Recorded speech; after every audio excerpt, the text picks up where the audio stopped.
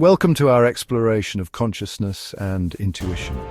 Over the next few minutes, we'll delve into the intricate and often mysterious world of the human mind.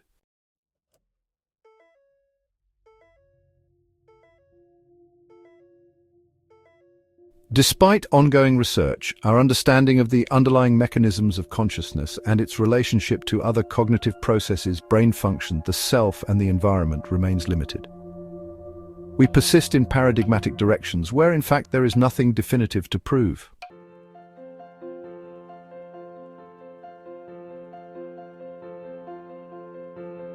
When dealing with such a complex and large amount of data, the probabilities taken in calculus are increasingly higher, like in theoretical matters such as physics or other scientific domains.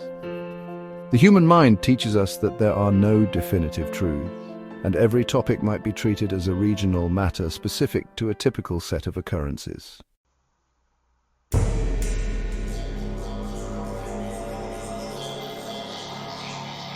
This is why the hard problem of consciousness is a difficult problem. Once it is raised, the realization that there is no apparent answer to a non-existent problem becomes the immediate answer. This is attributable to the empirical foundation of our knowledge.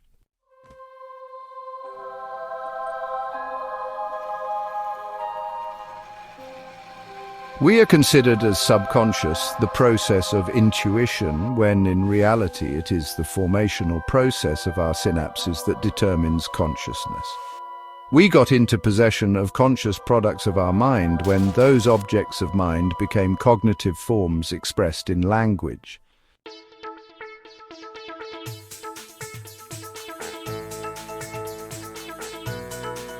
Furthermore, we can say that this is the final step of conscious manifestation of our mind, but isn't the consciousness itself. In relation to the hard problem of consciousness, Chalmers seems to complicate the problem more rather than looking for a simplification of this issue.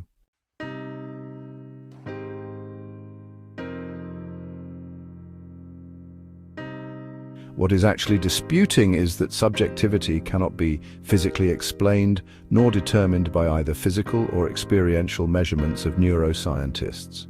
Subjectivity is something undetermined by uniqueness and singularity that cannot have any analogue or any comparable etalon to be determined via any physical processes.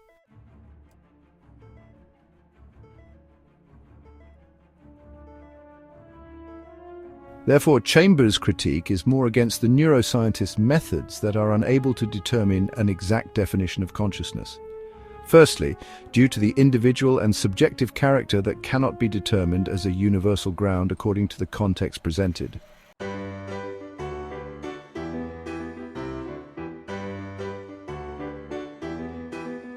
The main question that arises here is if indeed there's any hard problem of consciousness at all.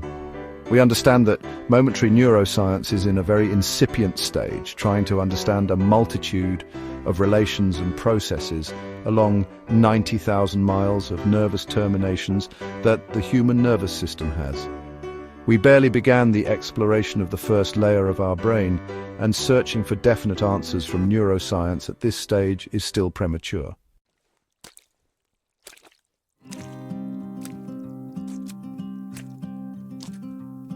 The other question raised is that consciousness is totally subjective and cannot be explained in the context of how these physical processes may or may not determine and explain consciousness. The question is simpler than it seems. We're in an incipient stage of research. However, the angle in which we look at the topic of consciousness itself is from the wrong perspective, as we're not sure that the required sets of data necessary in order to explain consciousness is the right path of research.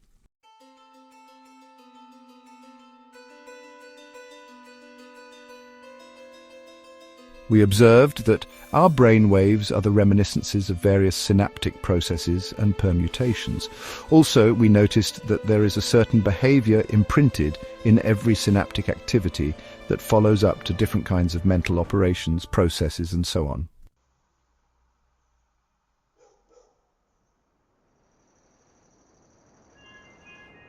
These are subtle patterns and clues that can be noticeable in our language, our soft behaviour, and can be quantifiable but by experimental means rather than the measurable data that we are looking for in particular.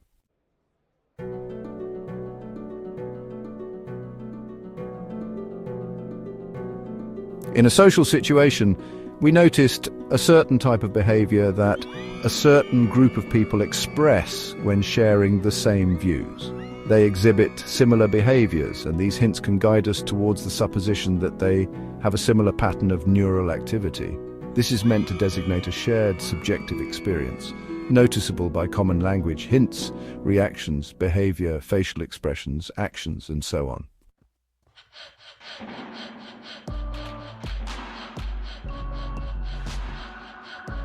We could describe a very common situation, socially called catcalling, where, for example, a beautiful blonde woman dressed in red passes through a construction site.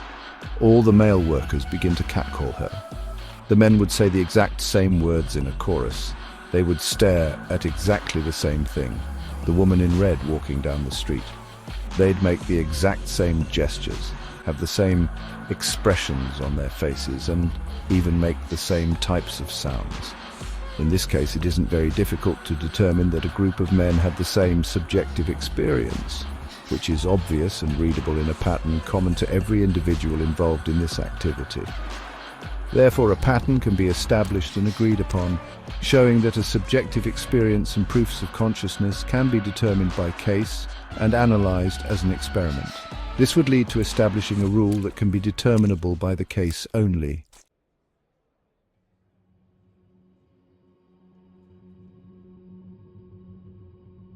There are proofs of subjective experience that can encompass a common pattern observable in certain circumstances upon certain conditions.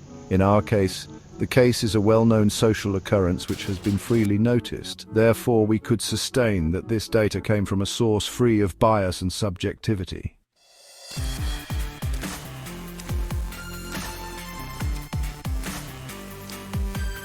Intuition, algorithms, and mind paradigms are all interconnected in fascinating ways.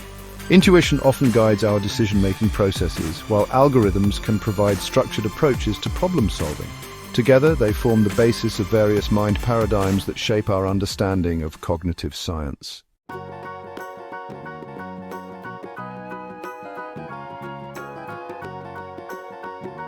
Intuition constitutes a cognitive mechanism that exerts a pivotal influence on consciousness maturation. Its modus operandi, in which intuition acts and processes, entails the creation of novel neural circuits, namely synapses, and the consolidation of pre-existing ones.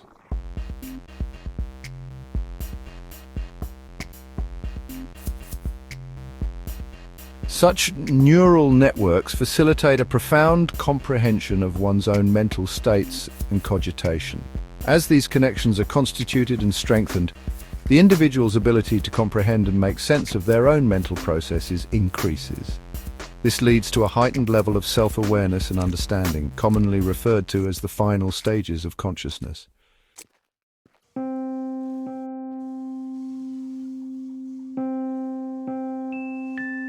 It's important to note that intuition is still not fully understood by scientists.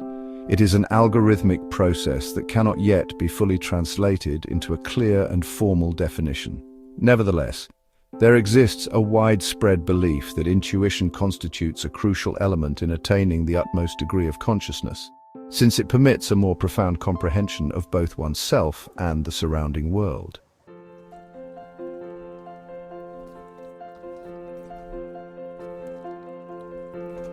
The task at hand is to simplify the conflicting perspectives that arise from multiple disciplines when interpreting a single phenomenon. The intuition is an algorithm because it has a cause and effect.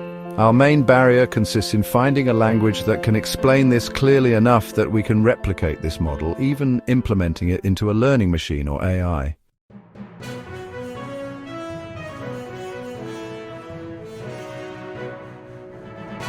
The intuition may be conceptualized as an algorithmic procedure, as it adheres to a prescribed sequence of actions that culminate in a particular result.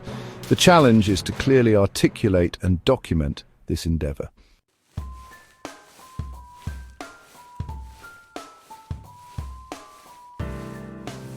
The concept of the book Mind and Mind Research serves as the starting point for this examination, which aims to open up new avenues of research in the field of cognitive science by introducing a new paradigm for understanding intuition in the philosophy of mind.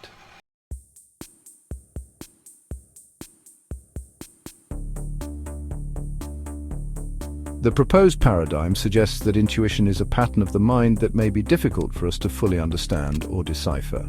One example of this is the rabbit-duck paradigm, which demonstrates how perception and interpretation can influence our understanding of an image in certain exceptional cases.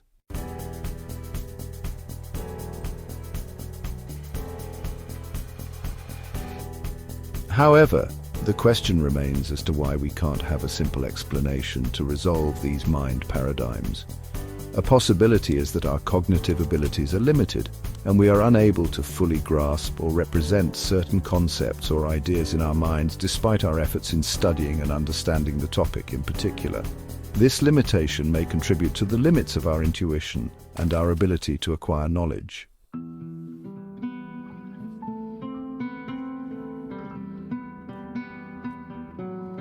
In this section, we delve into the intriguing concept of spatial simultaneity and its connection to intuition. This exploration spans approximately 3.5 minutes, give or take 10 seconds.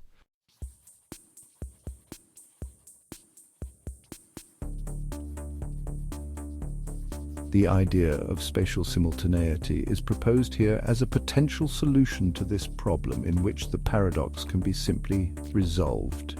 When we understand the simultaneous nature of these phenomena, we may be able to gain a deeper understanding of intuition and the mind.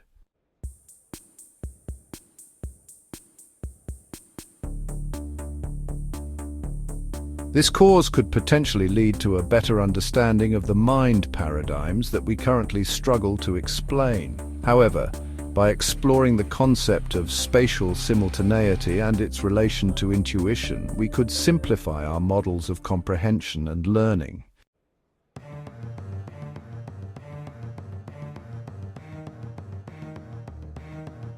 We could then use our language in simpler ways, engaging more our intuitive resources and creative powers in order to resolve these problems.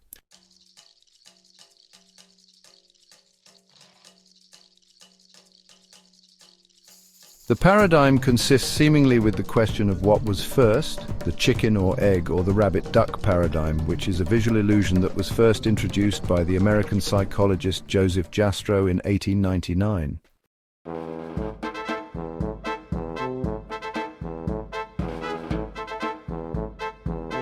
This image is a composite representation showing a rabbit's head and a duck's body. The viewer can perceive the image simultaneously as either a rabbit or a duck, depending on the viewer's interpretation and the visual angle in which the image is presented.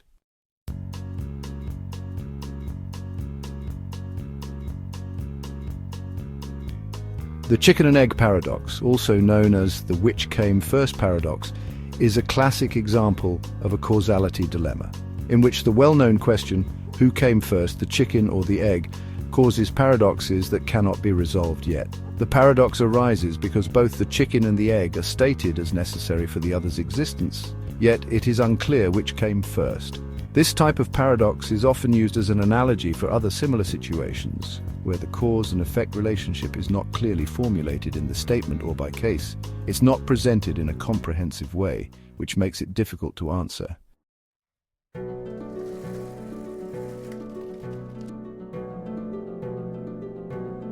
The Jastrow-duck-rabbit illusion is a visual illusion that demonstrates the flexibility and plasticity of human perception.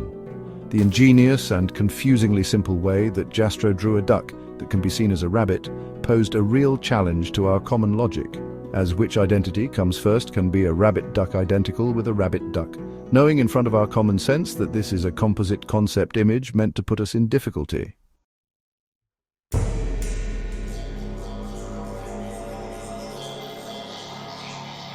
This illusion demonstrates how the brain organizes and interprets visual information and how our perception can be influenced by experiences, expectations, and context, which can manipulate our perception in a certain way.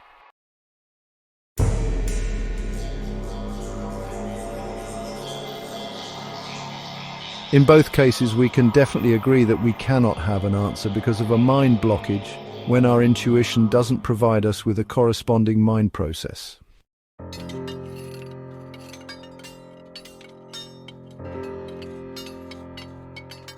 In both the chicken and egg paradox and the Jastrow-duck-rabbit illusion, our minds are presented with information that is ambiguous and can be interpreted in multiple ways.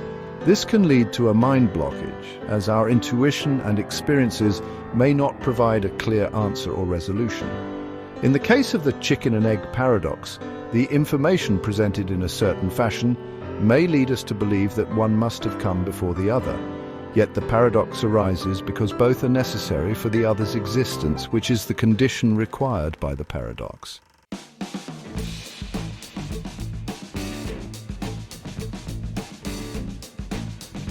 This can lead to a mind blockage as we cannot determine which came first.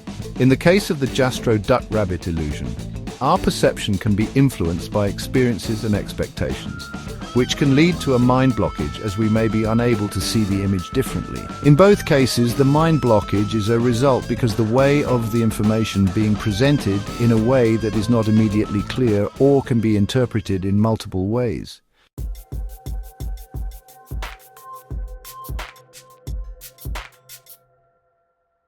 The role of intuition in overcoming mental blocks.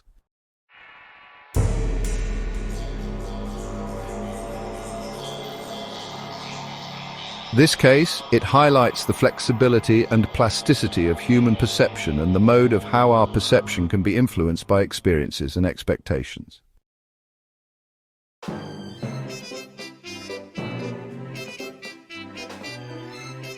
When it comes to answering certain types of questions, the human mind sometimes can experience difficulty in providing a straightforward answer.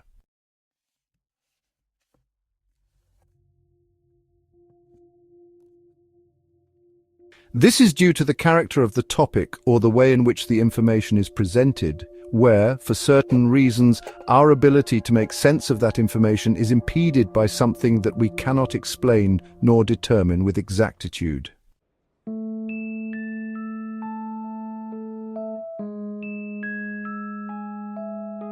Therefore, this is the main cause of the paradox itself, the reason why our thought is impeded and by which cause.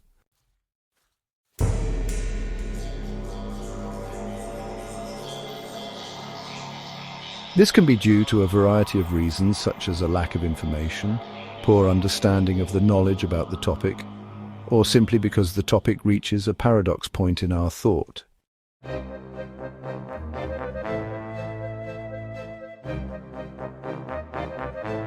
Sometimes we can attribute personal and emotional circumstances as the lack of confidence in one's own ability to answer the question.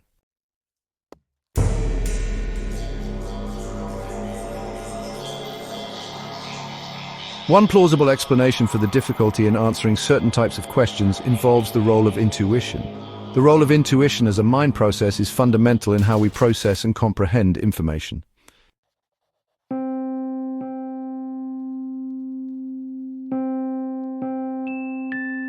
When we encounter a challenging question that we are unable to answer, it may be due to the suboptimal functioning of our intuition, due to certain malfunctioning of our mind processing capacities.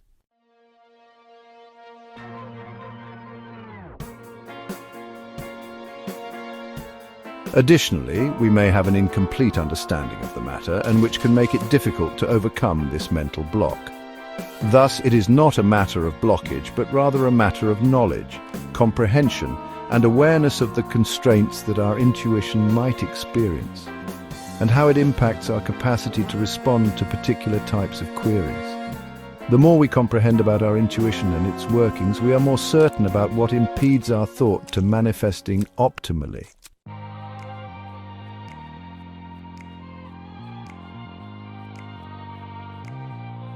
Understanding intuition and mental processes is crucial. By delving into how our minds work, we gain insights that can help us navigate complex questions and situations more effectively.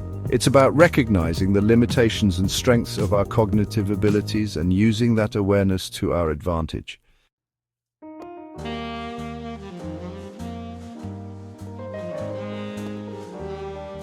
This problem may occur due to a lack of understanding of the functions of intuition, which can cause limitations and mental blocks.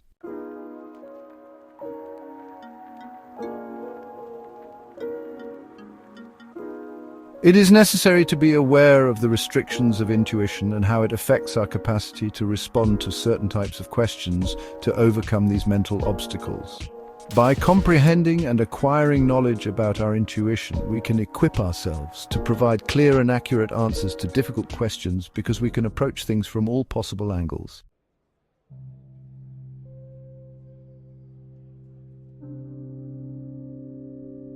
The intuition is a mental exercise that has the potential to reinforce other mental exercises for gaining knowledge and solving problems.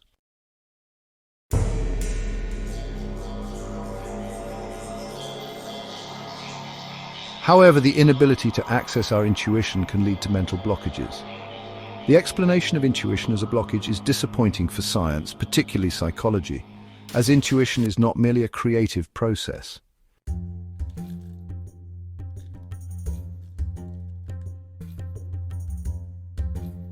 Instead, it is a central synaptic mechanism that can create all of our mental objects and form mental spaces. Although the precise mechanism of intuition is not fully comprehended, currently it is thought to involve the rapid processing of large amounts of information by the unconscious mind. We do challenge the use of terms like unconscious or subconscious when we're referring to intuition.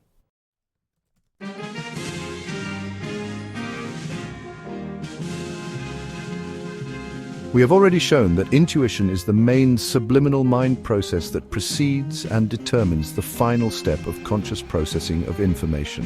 Therefore, it cannot be associated with the psychological state of unconscious or subconscious of our mind. This information is then filtered and distilled into a single salient idea or insight that is presented to the conscious mind. Intuition, often associated with creativity, problem-solving, and decision-making, can also be used to overcome mental blockages, as it allows us to see things from a different perspective. However, the main role of intuition is overlooked, as intuition is mainly the core formative process of our mental representations, which are the fundamental basis of our reasoning and cognition.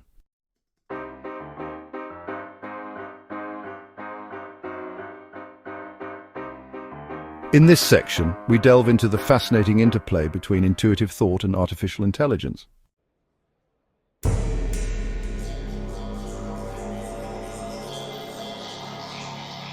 The book Mind and Mind Research suggests that intuitive thought, which is often considered unstructured, is actually structured similarly to algorithmically driven thought.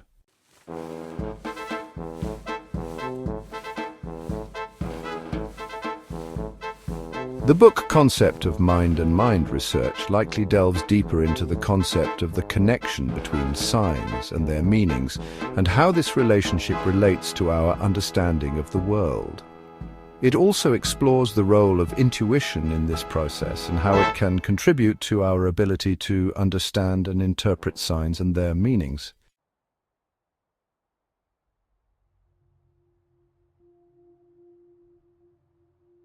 Additionally, it is important as well to delve into the paradigmatic aspect of intuition, which means it could examine how different ways of understanding and interpreting signs and meanings can shape our understanding and the mode in which we are perceiving and visualizing our conception of the world.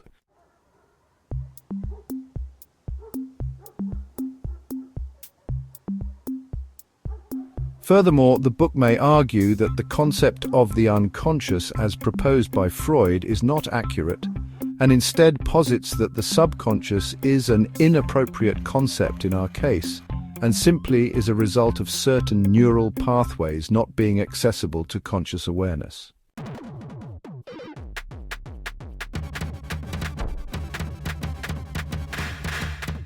The book may present logical and mathematical demonstrations drawing on the theory of heuristically logos to support this claim and present a simple formula, such as a mathematically binomial formula, as evidence that this concept is not only logical but also mathematically sound.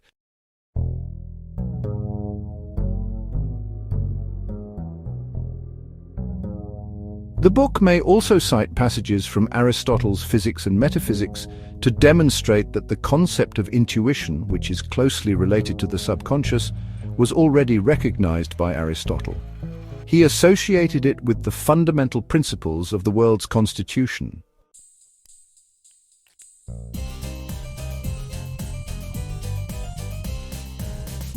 The book may also argue that Aristotle's principle of motor premium is closely associated with the pattern of intuition. The demonstration of a certain pattern of intuition could be used as evidence for the possibility of creating a machine that can think on its own up to a certain degree. The problem of these codes would be if they can auto-execute, and to what degree we would be able to comprehend and control this process.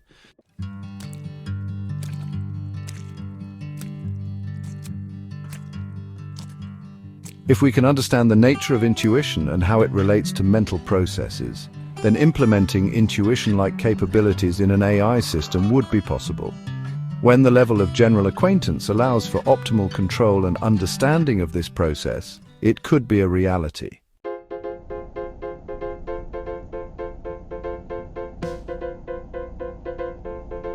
Intuition and autonomous thinking machines.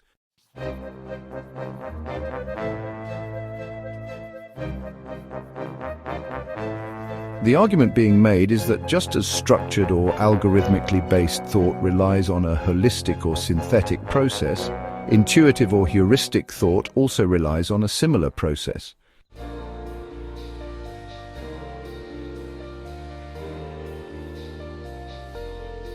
The contended proposition posits that the capacity for intuitive thinking, or the utilization of heuristics, constitutes a crucial element of human intellect.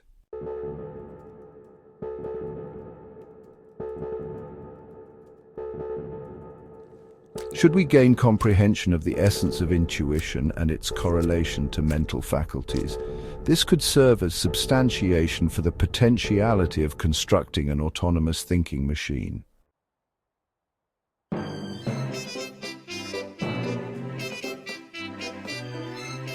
Furthermore, the argument is that intuition, like structured thinking, relies on a holistic or synthetic process which is characterized by a level of synapses-level activity.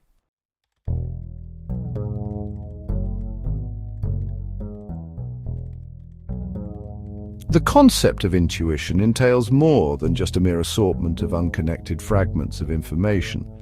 Rather, it is a comprehensive and unified entity.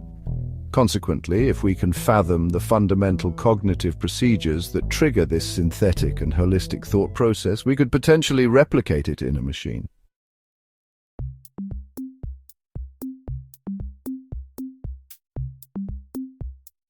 It is crucial to highlight that the notion of designing an independent thinking or intuitive machine is a multifaceted and contentious issue in the realm of artificial intelligence. While some scholars maintain that creating such a machine is feasible, others contend that it is improbable or even unattainable.